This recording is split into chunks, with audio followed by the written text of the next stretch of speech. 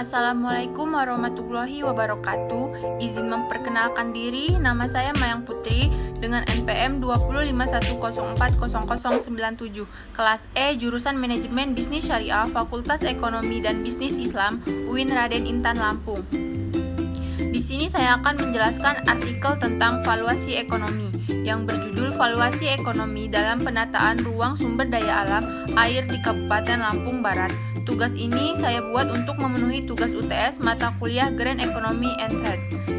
Yang pertama, pendahuluan. Pengertian valuasi ekonomi.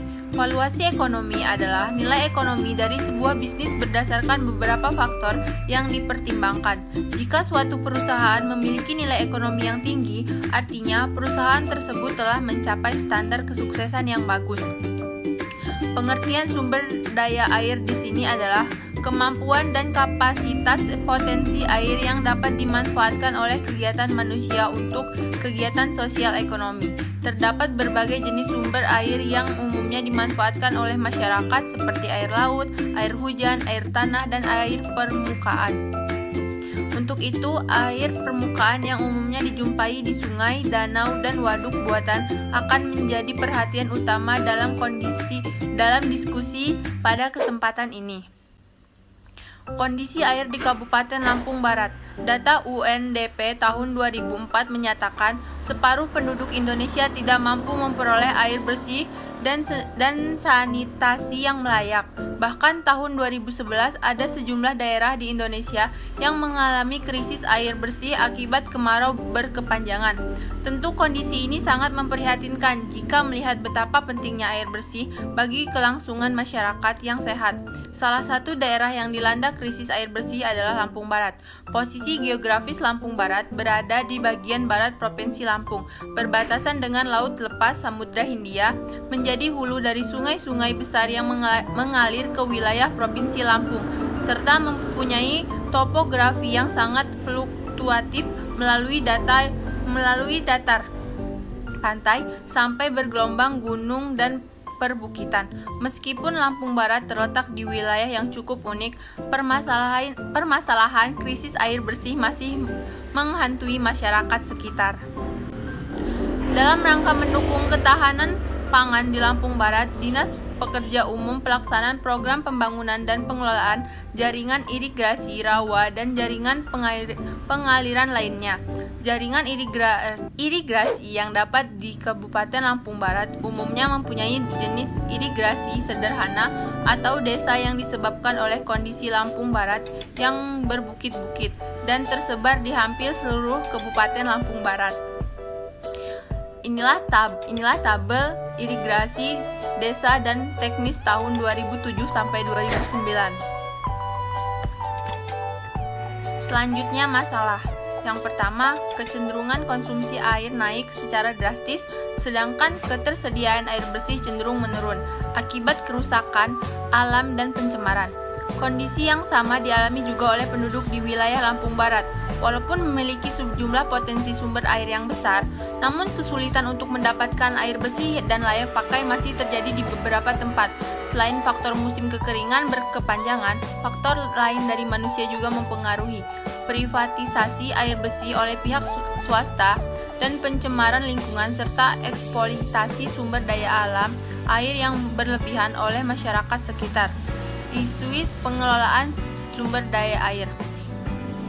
Secara umum, masalah pengelolaan sumber daya air dapat dilihat dari kelemahan mempertahankan sasaran manfaat pengelolaan sumber daya air dalam hal pengendalian banjir dan penyediaan air baku bagi kegiatan domestik, munisipal, dan industri. Yang kedua, masalah pengendalian banjir.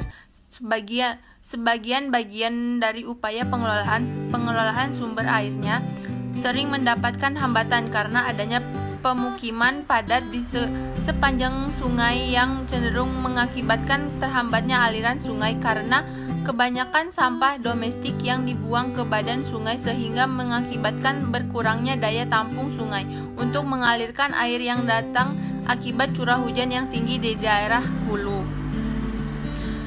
Selanjutnya, dengan berlakunya Undang-Undang 22 tahun 1999 tentang otonomi daerah. Masalah pengelolaan sumber daya air ini menjadi lebih kompleks mengingat Satuan Wilayah Sungai atau SWS, Daerah Pengaliran Sungai atau DPS secara teknis tidak dibatasi oleh batasan-batasan administratif tetapi oleh batas-batas fungsional, sehingga dengan demikian masalah koordinasi antara daerah otonom yang berada dalam satu SWS atau PDS menjadi sangat penting dalam pengelolaan sumber daya air.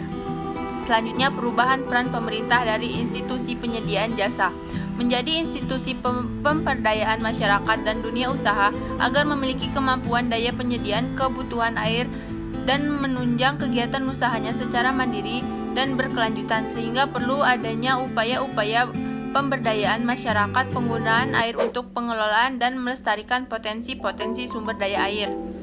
Selanjutnya, pengelolaan sumber daya air menghadapi berbagai persoalan yang berhubungan dengan macam pengelolaan dari berbagai macam sektor: pertanian, perikanan, industri, perkotaan, teknik listrik, perhubungan, pariwisata, dan lainnya. Baik yang berada di hulu maupun di hilir cenderung semakin meningkat, baik secara kuantitas maupun kualitas. Selanjutnya, kondisi penataan ruang dalam pengelolaan sumber daya air di wilayah Lampung Barat. Yang pertama, proses penataan ruang mempunyai pengaruh yang sangat besar terhadap kegiatan pemukiman dan pengelolaan sumber air. Mengacu kepada Undang-Undang No. 24 Tahun 1992 tentang penataan ruang disebutkan bahwa penataan ruang mencangkup pengembangan lahan, air, udara, dan sumber daya lainnya. Dengan demikian, pengelolaan sumber daya air adalah bagian dari penataan ruang. Yang kedua, secara prinsip, sasaran strategis pengelolaan potensi sumber daya air adalah menjaga berkelanjutannya dan ketersediaan potensi sumber daya air melalui upaya konservasi dan pengendalian kualitas sumber air baku. Sasaran strategi tersebut ditempuh melalui 4 tahap yang sering terkait, yaitu perencanaan, pemanfaatan, pelindungan, dan pengendalian. Yang ketiga, pendekatan. Penetapan ruang yang bertujuan untuk mengatur hubungan antara berbagai kegiatan dengan fungsi ruang guna mencapai pemanfaatan sumber daya alam secara efisien, produktif, dan berkelanjutan merupakan pendekatan dan fundamental di dalam pengelolaan sumber air sebagai bagian dari sumber daya alam, terutama di dalam meletakkan sasaran fungsional, konservasi, dan keseimbangan neraca air atau water balance.